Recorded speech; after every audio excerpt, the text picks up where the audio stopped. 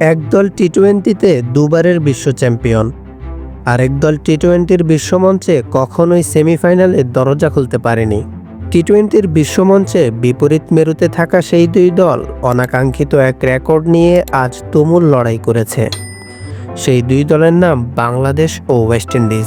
আর রেকর্ডটি হলো আন্তর্জাতিক টি-টোয়েন্টিতে সবচেয়ে বেশি ম্যাচ হারার। আন্তর্জাতিক টি-টোয়েন্টিতে সবচেয়ে বেশি ম্যাচ হারার রেকর্ড সঙ্গী করে ওয়েস্ট ইন্ডিজের বিপক্ষে প্রথম টি-টোয়েন্টি খেলতে নেমেছিল বাংলাদেশ। সেন্ট ভিনসেন্টে সেই ম্যাচটি 7 রানে জিতে সিরিজে এগিয়ে গেছে বাংলাদেশ। তাতে আরেকটি সুখবরও পেয়েছেন লিটনরা। টি-টোয়েন্টিতে সবচেয়ে বেশি ম্যাচ হারার রেকর্ডে তারা আর নিঃসঙ্গ নন। ম্যাচটি হেরে বাংলাদেশের রেকর্ডে ভাগ বসিয়েছে ক্যারিবীয়রা।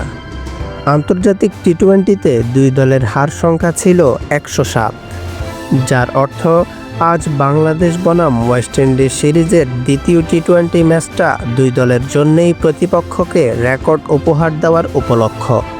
তবে টাইগাররা সেই উপহারটা খুব ভালোভাবেই বুঝিয়ে দিয়েছে ক্যারিবিয়ানদের, কারণ ম্যাচটা তারা জিতে নিয়েছে 27 রানে।